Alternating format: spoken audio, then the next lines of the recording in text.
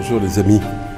Alors c'est agréable d'être visité et accueilli par le cœur de Marie.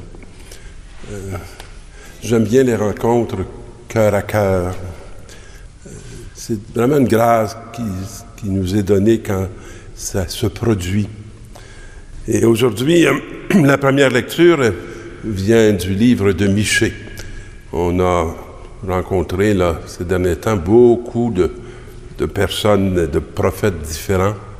Et aujourd'hui, c'est Michée qui dit « Toi, Bethléem, Ephrata, le plus petit des clans de Juda, c'est de toi que je ferai sortir celui qui doit gouverner Israël. » Nous autres, on attend toujours le salut des grandes réalités.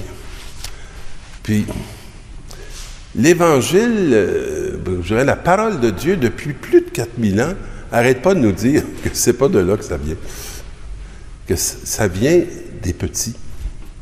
Mais ça ne rentre pas facilement dans nos têtes, puis ça rentre encore plus difficilement dans nos cœurs. Alors, on est trompé. Je ne vous dis pas par qui, je vais vous le laisser découvrir, mais on est trompé. Et ces origines remontent aux temps anciens, à l'aube des siècles. Vous savez, les portes que vous voyez derrière moi ont une histoire. Et l'histoire, elle appartient, entre autres, à la communauté des Pères Udis, qui ont été pendant 90 ans les pasteurs de cette paroisse qui s'appelle Bon Pasteur. Et la spiritualité des Udis, c'est c'est la spiritualité du 5 heures de Jésus et de Marie. Et dernièrement, j'avais une amie, une mère de famille, qui me dit avec une autre de ses amies, « Père, nous, on est de l'Église orientale. Puis, on a un petit groupe. On aimerait ça que vous puissiez nous soutenir dans notre petit groupe. Notre petit groupe, c'est nos enfants avec qui on prie le rosaire. Puis le dimanche, il y a des familles qui nous invitent à aller avec nos enfants chez eux, prier le rosaire. Et on apprécierait si vous nous accompagneriez dans cette expérience. Alors, j'ai dit, ben oui, avec plaisir. Et il s'appelle comment, votre petit groupe? Et elle m'a dit, c'est les petits cœurs de Marie. Et moi, ça m'a étonné qu'une paroisse qui a été engendrée dans cette spiritualité du 5 heures de Jésus et de Marie, sans l'intervention d'aucun Udis actuellement, se retrouve avec ce petit groupe d'enfants.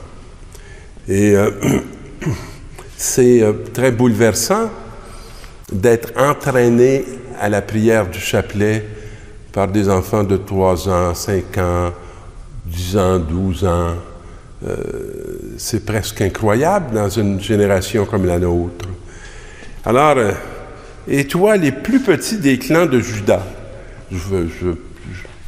je crois que je connais un des petits clans de Juda, des plus petits clans de Juda.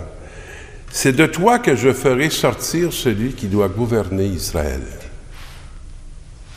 C'est une belle promesse. Puis elle nous est adressée. Son origine remonte aux temps anciens. C'est pas hier qu'on a créé le chapelet. C'est pas d'hier que des familles vivent dans cette prière la foi qui les anime. Après un temps de délaissement, voilà, ça fait longtemps, on connaît ça, le temps de délaissement, viendra un jour où enfantera celle qui doit enfanter. Alors ne croyons pas que l'Église est morte parce que va enfanter celle qui doit enfanter. Puis ça, c'est pas une parole d'homme, c'est une parole de Dieu. Moi, j'y crois. Et je sens que quand je fais le chapelet avec ces petits, ils m'enfantent. Je me sens enfanté et remis dans une espérance. Et ceux de ses frères qui resteront rejoindront les enfants d'Israël. Ah, on revenir. Il se dressera et il sera leur berger par la puissance du Seigneur, par la majesté du nom de Dieu. Alors, c'est par la grandeur du nom de Dieu. Hein, c'est pas par la volonté des hommes. Ils vivront en sécurité, car désormais sa puissance s'étendra jusqu'aux extrémités de la terre, et lui-même, il sera la paix. Alors moi, ce matin, dans l'Eucharistie que j'ai célébrée, il y avait peut-être, je ne sais pas, moi, 15 personnes. J'en avais qui venaient d'Afrique, j'en avais qui venaient du Liban, puis j'en avais d'ici. Puis dans ce tout petit groupe, on sentait qu'on appartenait aux extrémités de la terre. Je suis venu pour faire ta volonté. Frère, en errant dans le monde, le Christ dit après le psaume, en entrant dans le monde. Le Christ dit après le psaume, « Tu n'as pas voulu de sacrifice ni d'offrande, mais tu m'as fait un corps. »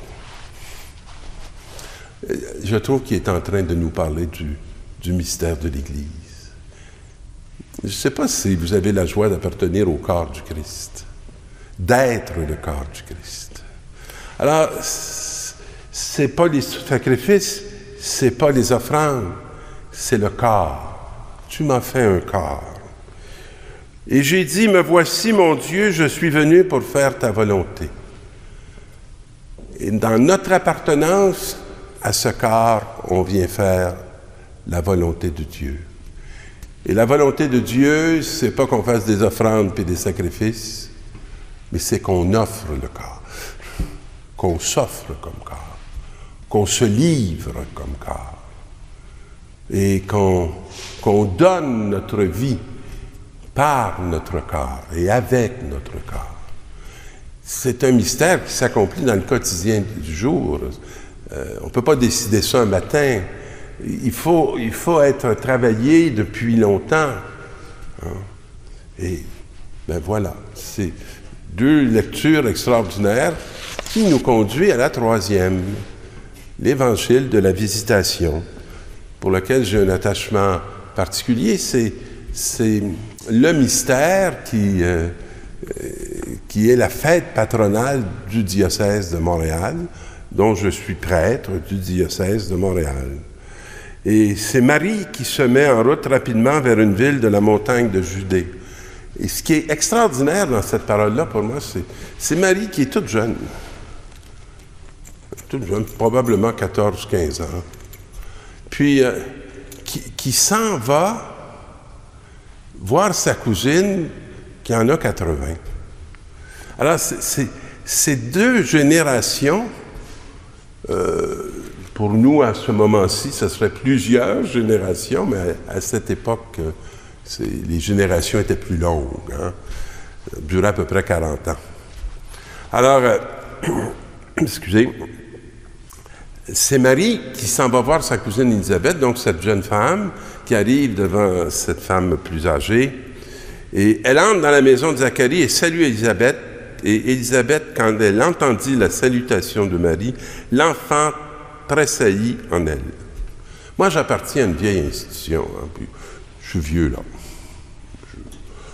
J'ai fait pas mal de routes. Mais je vais vous dire une chose. Je tressaille encore. Vous parlez du petit groupe tantôt d'enfants, moi, ça me fait tressaillir. Ça me remplit d'Esprit Saint. Le prêtre que je suis est rempli d'Esprit Saint par ses enfants, par ses parents, hein, qui portent et qui accompagnent et qui prient avec leur enfant. Élisabeth fut remplie de l'Esprit Saint dès que Marie est arrivée. Et elle s'écria d'une voix forte, « Tu es bénie entre toutes les femmes, et le fruit de tes entrailles est béni. Et comment ai-je le bonheur que la mère de mon Seigneur vienne jusqu'à moi? »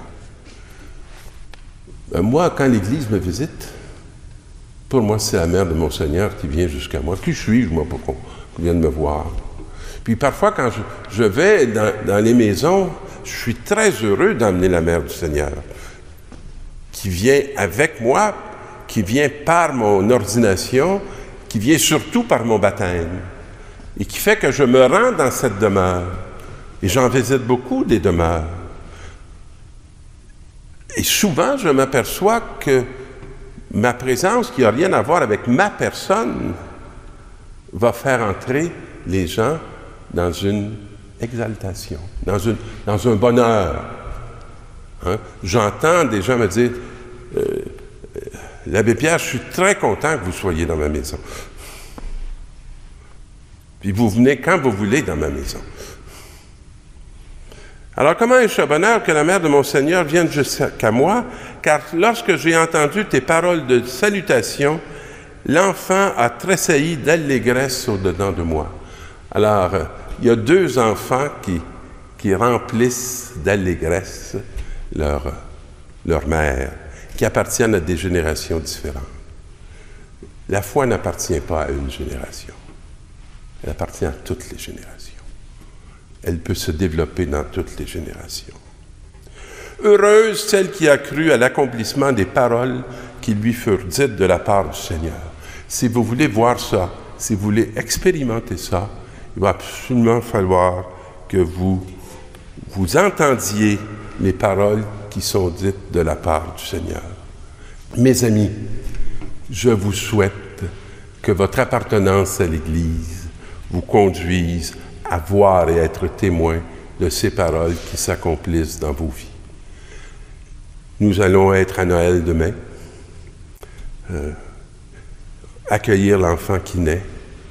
Je vous souhaite qu'il naisse chez vous, qu'il naisse au milieu de vous, qu'il naisse en vous et aussi dans tous ceux qui sont proches de vous et que vous aimez, et que pour cette fête, le Seigneur vous manifeste son amour toute particulière.